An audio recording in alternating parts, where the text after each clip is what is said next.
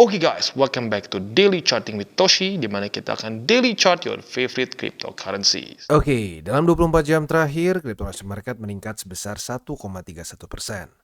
Dengan total market cap mencapai di 1,08 triliun US dollars, dengan peningkatan Bitcoin dominan sebesar 0,24% dan penurunan volume secara total sebesar 10,68%. Untuk Bitcoin sendiri terjadi peningkatan sebesar 1,34% dalam 24 jam terakhir, dan ini membuat Bitcoin sekarang running di harga 27.170-an, ya, artinya kembali di atas dari 27 ribuan ya, which is itu struktur ya belum kena struktur baru sih, tapi mulai retest lagi ke EMA 50. Sementara untuk Ethereum terjadi peningkatan tipis sebesar 0,08% saja di angka 1640. Lalu untuk BNB terjadi peningkatan tipis juga sebesar 0,05 di 216,86. XRP terjadi peningkatan sebesar 0,92% di angka 51 senan. Lalu untuk Cardano terjadi peningkatan sebesar 0,15% di angka 25 sen. Dogecoin sekitar 1% di angka 0,06. Toncoin lagi-lagi pump sebesar 4,51% di angka $2.54. Dan untuk Solana terjadi peningkatan sebesar 0,61% di angka $20. Oke, jadi kurang lebih seperti itu untuk overview-nya. Selanjutnya kita akan masuk ke Economic Calendar. Tetapi sebelum kita masuk ke sana, kita akan dengar dulu pesan-pesan dari sponsor kita pada hari ini. Oke, today's video is brought to you by Bybit. Dan pada hari ini Bybit sedang ada berita bahagia bagi kalian yang tinggal di Kamboja, Indonesia, Philippines, atau di Thailand ya. Kita bisa menangkan berbagai macam hadiah di sini, seperti satu Alienware M18 laptop, ada 2 iPhone 15 Pro Max, ada 3 PS5, 2,5 ETH, dan total 18.000 USD dalam bentuk USDT dan berbagai macam token-token lainnya. Bagaimana cara ikutannya? Ya, kita bisa lihat di sini buat yang tinggal di Kamboja, Indonesia, Philippines, dan Thailand saja.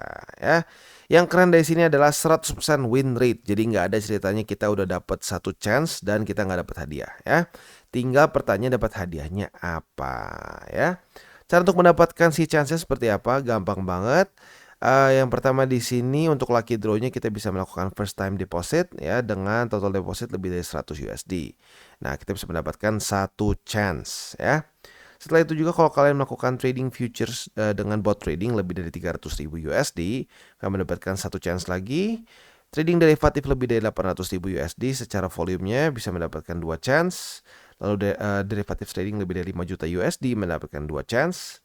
Dan dengan volume 15 juta bisa mendapatkan 3 chance. Dan yang terakhir untuk mendapatkan 6 chance, kalian bisa mendapatkan dengan cara derivatif trading dengan volume sebesar 50 juta US ya. Nah, mungkin yang paling gampang yang ini dulu deh ya. Buat lo yang belum punya akun di Bybit, boleh pertimbangkan untuk melakukan first time deposit ya dengan total deposit lebih dari 100 USD. Dan buat lo yang belum punya bisa klik di link referral kita di bawah ya. Rulesnya ya sekali lagi untuk Kamboja, Indonesia, Philippines, dan Thailand dan sudah menyelesaikan KYC level 1 atau 2. As easy as that ya. Oke, jadi kurang lebih seperti itu. Buat lo yang tertarik pengen punya iPhone 15 Pro Max, PS5, Alienware M18 dan seterusnya bisa ikutan event ini. Oke, dan sekarang kita masuk ke Economic Calendar dan seperti biasa GMT plus 7 ya. Hari ini tanggal 20 September hari Rabu ya. Dan untuk hari ini sesuai dengan pembahasan kemarin akan keluar satu data penting dari US yaitu crude oil inventories. Ini harapannya lebih daripada ekspektasi. Nah, tetapi yang kemungkinan besar akan lebih penting itu nanti di besok ya. Karena besok itu tanggal 21 September walaupun technically masih kerasanya kayak hari ini karena subuh ya. Jam 1 pagi akan keluar banyak data penting. Yang pertama adalah FOMC Economic Projections, yang kedua adalah FOMC Statement, dan yang ketiga adalah the Fed's Interest Rate Decision ya. Nah, untuk ini kalau dua ini sih ya kita tinggal harus lihat nanti dia hawkish atau ini ya atau dovish gitu. Kalau statementnya banyak ngomongin soal inflasi, kita harus masih tetap meningkatkan interest rate. Nah, itu biasanya akan buruk untuk risk on asset dan bagus untuk dolar. Nah, untuk interest rate decision tentunya harapan kita adalah apa? Supaya dia lebih rendah daripada ekspektasi. Karena kenapa?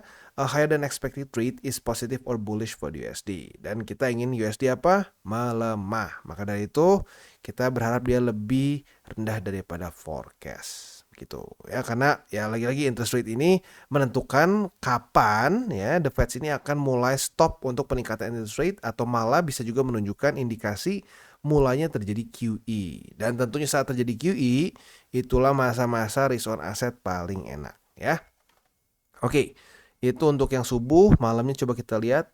Malamnya juga nggak main-main, langsung ada banyak yang penting juga ya. Jam 7:30 malamnya akan ada initial jobless claim untuk besok, dan juga nanti akan ada Philadelphia Fed Manufacturing Index begitu. Jadi bisa dibilang besok ini ekstra penuh ya. Bahkan jam 9-nya ada lagi nih, nyaris kelewat, ada existing home. Jadi siap-siap ya, besok kemungkinan akan banyak pergerakan di markets ya. Oke, selanjutnya kita akan geser ke news. News ini datang dari US, di mana SEC lagi-lagi ya masih mencari-cari masalah. Jadi sekarang yang ngomong bukan si ini sih, bukan si Gary, tapi otomatis ini orangnya si Gary ya, karena specifically si David Hirsch ini tujuannya adalah untuk menghandle urusan crypto enforcement. Nah, jadi dia bilang apa? Selain dari Coinbase dan Binance, siap-siap exchange lain dan DeFi project lain akan juga dikejar sama mereka ya. Loh, kok jadi gini sih bang? Kenapa SEC kok kayaknya ngejar target banget ya? Ya, gue udah bahas sebenarnya dari Maret kemarin ya. Alasannya ini, karena dia ngejar 2,4 miliar US dollars. Buat apa? Ya, supaya dapat funding dari negara. Nah, supaya dapat funding dari negara, ya gimana caranya? Ya harus nyari-nyari masalah ya. Jadi lagi-lagi ya, ternyata ya regulator Amrik pun sekelas Amrik ya ternyata UD begitu ya. Jadi ya jangan kaget kalau sampai nanti di US akan kering kerontang semua proyek-proyek kriptonya gitu ya. Dan kalau kita lihat lagi-lagi, bahkan negara-negara yang cenderung konservatif pun dalam kripto seperti Jepang mulai terbuka ya. Jadi ya semoga saja US sadar gitu ya, kalau dia terlalu ekstrim seperti ini, regulasinya terlalu nggak jelas seperti si Gary sekarang, ya siap-siap ada kemungkinan dia akan benar-benar membuat kripto keluar dari Amerika ya. Oke, nah selanjutnya kita akan geser ke analisa di Twitter, ini ngomongin soal liquidity begitu ya. Nah, jadi bisa dibilang bensin utama dari risk on asset adalah liquidity begitu ya. Bahkan lebih dari ekspektasi inflasi menurut gua. Itu biasanya dua hal itu yang sering membuat risk on asset meningkat gitu. Nah, tapi ini yang nomor satunya. Liquidity ini ngomongin apa? Ngomongin gimana caranya aset ini bisa rally, bisa pump gitu ya. Kan banyak yang nanya, "Bang, kenapa sih kok kalau sekarang naiknya kayak susah banget? Waktu di sini kok wah kayaknya selalu ngepump." Ya, kita lihat di sini korelasinya sama liquidity. Liquidity dunia atau global liquidity di sini saat terjadi bull market, apa yang terjadi? Korelasi positif. Jadi saat dia lagi tinggi liquidity, disitulah risk on asset meledak gitu ya. Meledaknya tentunya ke atas ya. Jadi kalau kita lihat di sini dan seterusnya. Nah, sekarang kondisi kita itu seperti di sini nih, seperti di sini. Di mana ini kondisinya sedang ranging gitu. Jadi belum masuk lagi momentum naik, belum juga sampai turun seperti di sini gitu. Nah, jadi kalau kita lihat dari yang sebelum-sebelumnya, ini sejak bottom nih ya, sejak bottom sekitar 55 minggu, di sini 67 minggu ya. Nah, kita kali ini akan seperti apa? Ya nggak tahu gitu. Akan selama apa? Ya tergantung kondisi markets begitu ya. Apakah market sudah bisa mulai ada liquidity lagi atau tidak. Nah, ngomongin soal liquidity, ini berhubungan erat dengan apa? Berhubungan erat dengan ini ya, dengan interest rate. Apabila ya peningkatan interest rate mulai berhenti, mulai terjadi QE atau quantitative easing, nah ini akan terjadi nih. Ini akan terjadi dalam parabolik. Nah, maka dari itu, ya kalau kita mau lihat seperti ini, yang paling gampangnya gitu ya, indikasinya adalah kita lihat dari interest rate US. Kalau interest rate US mulai turun, ya, nah disitulah kemungkinan besar liquidity akan mulai seperti di sini, ya, seperti di sini dan juga di sini, gitu, ya. Oke, jadi kurang lebih seperti itu untuk analisis di Twitter. Selanjutnya kita akan geser ke TA kita, dan untuk Bitcoin kita bisa di sini ya. Daily-nya lumayan mengagetkan jujurnya ya. Gua pikir dia bakal tetap reject oleh MA50, ternyata kemarin dia berhasil tembus sedikit ya. Dia berhasil tembus sedikit, reclaim, dan sekarang sepertinya MA50 lagi di retest sebagai support. Nah, pertanyaannya apakah bisa atau tidak? Gitu ya, karena lagi-lagi kalau kondisi sekarang berarti Bitcoin ini sedang sedikit overbought ya, karena di atas dari upper band. Kalau untuk RSI-nya kayaknya enggak deh, coba kita lihat. Ya, enggak, untuk RSI-nya belum ya. Nah, jadi untuk sekarang PR apa ya? Ya, gue nggak berharap ini bisa langsung dia lakukan sih. Tapi ya semoga kalau dia bisa bertahan di atas dari 50 ya. Nah, ini good sign. That's a good sign ya. Tapi kalau ternyata jebol lagi, ya balik lagi possibility-nya kemungkinan membuat lower low ya. Nah, jadi itu PR untuk di daily-nya. Untuk di weekly-nya, seperti yang gue sudah bahas dari kemarin-kemarin ya, sayangnya PR di weekly ini masih banyak banget ya. Kita bisa lihat sendiri di sini, untuk di weekly itu ada bull support band yang sekarang masih kuat menahan sih kalau bull support band ya. Karena dia itu ada di angka 27.271 ya. Sementara untuk yang lebih tingginya di 27.900-an. Jadi ini PR besar nih. Kalau dia bisa reclaim ya, bisa dalam 4 hari ke depan reclaim di atas di sini dan menjadikannya sebagai support, possibility kita untuk membuat higher high tinggi ya. Tetapi selama ini masih belum di reclaim ya, lu nggak usah lihat apa-apa, lu nggak usah ngedengar apa yang gue omongin deh. Lu lihat sendiri apa yang terjadi ya. Kalau dia gagal reclaim apa? Jebol. Dia gagal reclaim, apain? Jebol ke bawah. Kalau kita lihat sampai ke 2000 berapa nih? 2019 gagal reclaim apa? Jebol.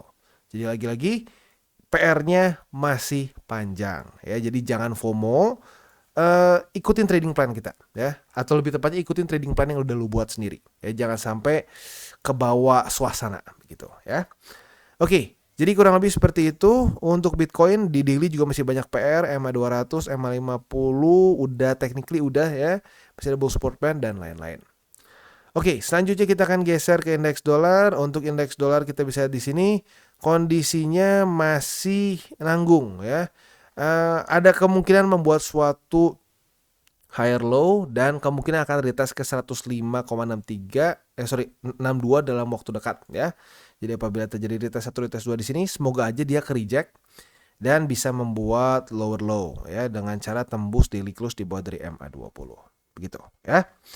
Oke, jadi kurang lebih seperti itu untuk overview-nya pada hari ini. Selanjutnya kita akan geser ke buy limit, tetapi sebelum kita masuk ke buy limit, seperti biasa gua akan disclaimer dulu bahwa semua konten dari TCI ini bukanlah financial advice, ini semua bentuknya adalah edukasi. Lalu bagaimana cara untuk mendukung TCI? Ada banyak caranya. Lo bisa like our video, bisa share our video, atau juga bisa menggunakan link referral kita di bawah. Dan buat lo yang ingin memiliki hardware wallet, bisa pertimbangkan untuk beli di Encrypt. Karena Encrypt ini adalah authorized reseller dari berbagai macam hardware wallet yang ada di sini. Dan ini free shipping di seluruh Indonesia.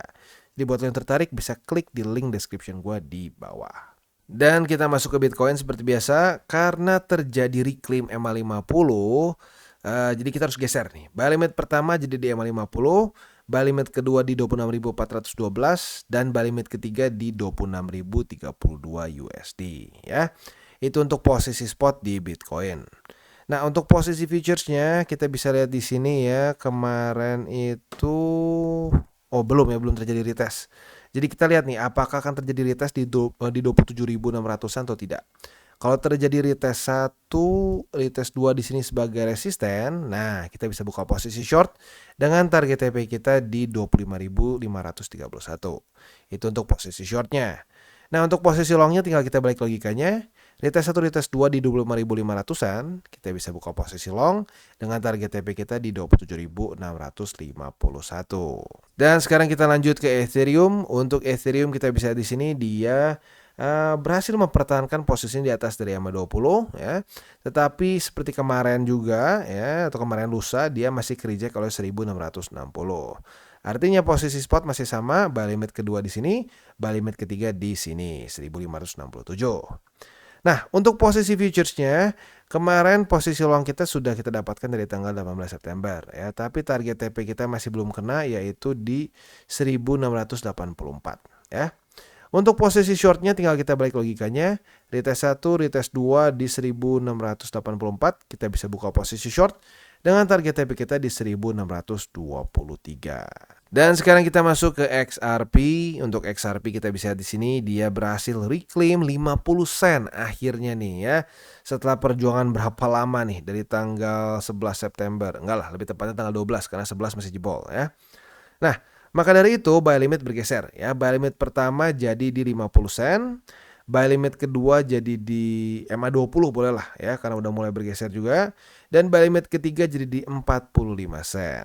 Itu untuk posisi spot di XRP. Nah, untuk posisi futuresnya kita bisa lihat di sini ya.